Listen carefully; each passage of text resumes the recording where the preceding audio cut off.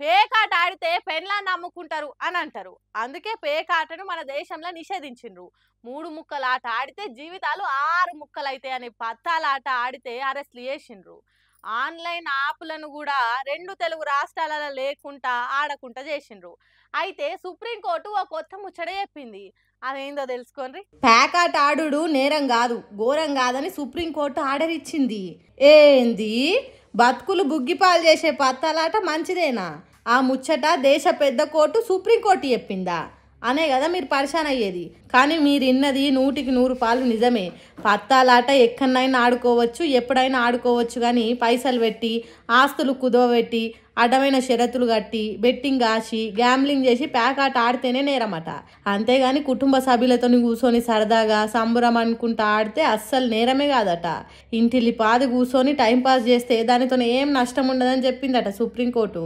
కర్ణాటక రాష్ట్రంలో హనుమంత రాయప్ప అనేటైన రోడ్డు పక్కకు పేకాట ఆడుతున్నాడని అక్కడి ఆఫీసర్లు తనకున్న employees housing society board director పదవిని తీసేసిండ్రట. అరే నేను ఉత్తుత్తగా పత్తాలాట ఆడితే పదవిల నుంచి ఎట్లా తీసేస్తారు నన్ను అని కోర్టుకి ఎక్కిండట. వాదనలిన్న కోర్టు ఇగో గిట్ల తీర్పిచ్చింది. సరదాగా పేకాట ఆడితే ఏం కాదు, దానికి శిక్షించాల్సిన అవసరమే లేదు. సంబురం కోసం ఆడే ఆటను భూతద్దంలో పెట్టి చూడొద్దు అన్నట్టు తీర్పిచ్చిందట.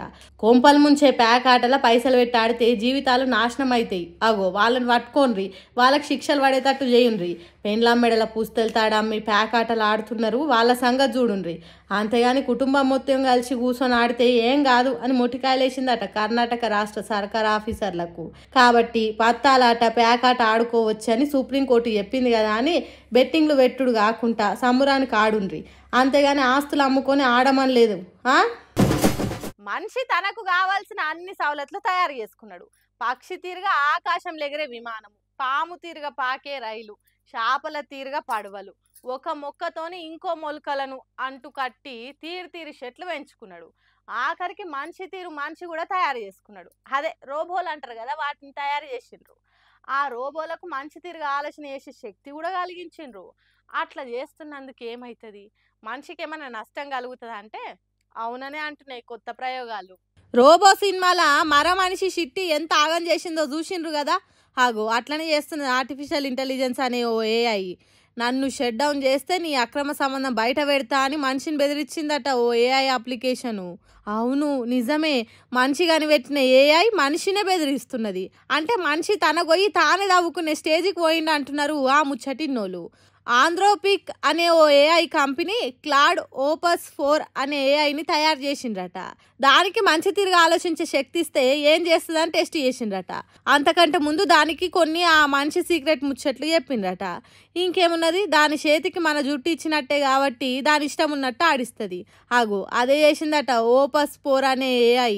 మన సీక్రెట్ ముచ్చట్లు దానికి చెప్తే అది నైతికంగా ఉంటుందా, జాలిగుణంతో ఉంటుందా అనేది పరీక్ష చేసిండ్రట.